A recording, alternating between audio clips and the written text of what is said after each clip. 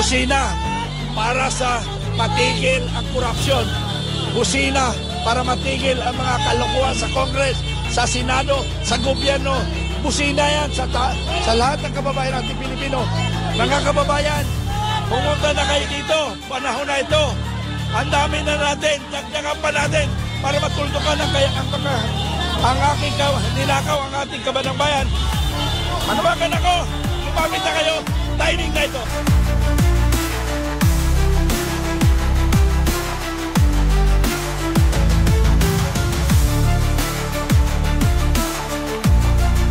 Naniniwala ako dun sa wisdom ng ating mga retired military kung paano natin lalabanan ang korupsyon at yung kanilang pag-oorganisa ng mga tao, pag-iimbita sa iba't ibang mga sektor ay tingin ko ay napaka-strategic at talagang magandang pundasyon para talagang mahikayat ang lahat regardless kung ano ang iyong political biases, regardless kung ano ang iyong mga political affiliation. Ang importante, labanan natin ang korupsyon dahil ang korupsyon ang nagpapahirap sa ating bansa at managot ang dapat na managot. At nakikita ko na ating mga retired official ay tinitingnan ang problema sa flood control project bilang isang problema na nangayon. So, hindi ako nagdalawang isip na makiisa sa ating mga retired generals. At inaanyayaan ko lahat na tumalima rin sa panawagan.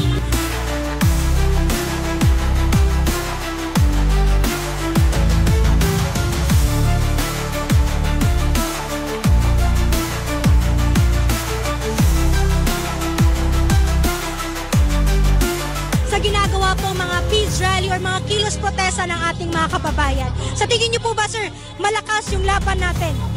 Alam mo, kung pag sa usapan natin ay hiya, wala pong mahihiya dyan. Sapagat mga walang hiya po yan. Huwag na tayong umasang mahiya yan.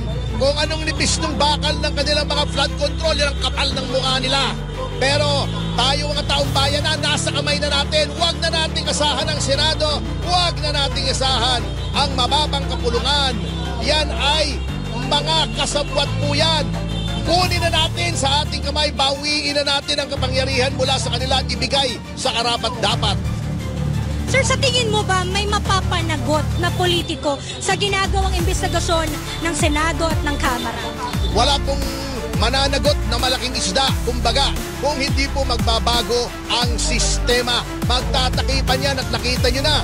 At takip-takip na po sila nung si Marcoleta ay papunta na roon sa dapat pagtuunan ng investigasyon. Pinalitan nila ang Pangulo ng Senado. Wala pong mangyayari dyan. Bago tuloy-tuloy yung mga kamoting kahoy doon sa House of Representatives katulad ni Ridon sa pagtatakip sa kanilang mga sarili at inidiriin yung mga kalaban sa politika. Wala na pong kwentang mangyayari dito. At yung pinipilit nilang ombudsman ay walang kakwenta-kwenta. Nilalabag nila lahat ng batas ng ombudsman, lahat ng batas ng JBC para maisaksak lamang sa atin ang walang kakwenta-kwentang ombudsman. So ano mangyayari?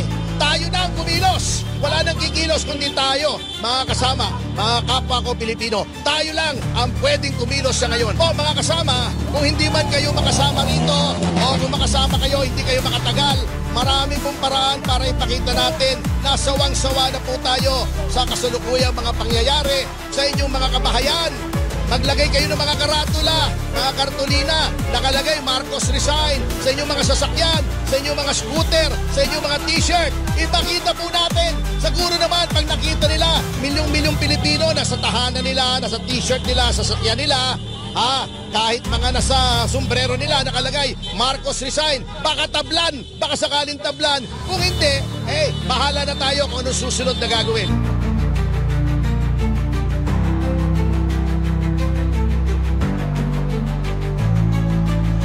Kunwari may investigasyon, pero hindi mangyayari yun. Walang makukulong dyan.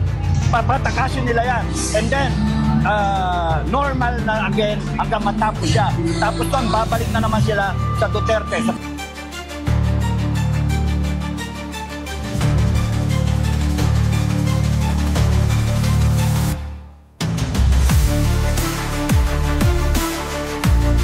Maganda yan kasi kailangan kasi yung mga tao dapat maging vigilant. Maging handa silang pagmanan kung ano yung ginagawa ng kanilang mga halal na mga tao. Kung sino yung hinalal nila, dapat panagutin nila na yung servisyo nila sa tao ay tama. Kasi binabayaran sila ng gobyerno eh. Yung sweldo nila at saka lahat ng kanilang mga gamit yan, sasakyan, suportado natin lahat yun. So, dapat ibalik nilang serbisyo sa atin. So, ito maganda ito.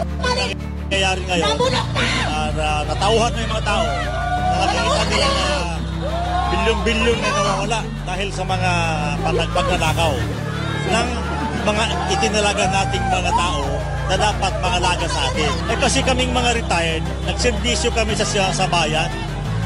Sinugal namin yung buhay namin mula nung kami ay tinyente hanggang sa kami nag-retire. Nandun kami nakikipaglaban kami sa kalaban ng bayan para mapanatili ang katahimikan sa bansa. Ngayon, ganito na mangyayari after retiring.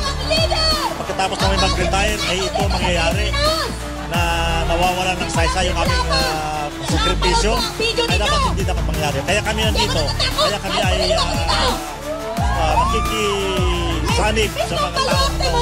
Kami nandito para malaman ang mga naihalal natin na dapat sila ay magtino at magserbisyo sa bayan. Sa military, mayroong tinatawag na command responsibility, di ba?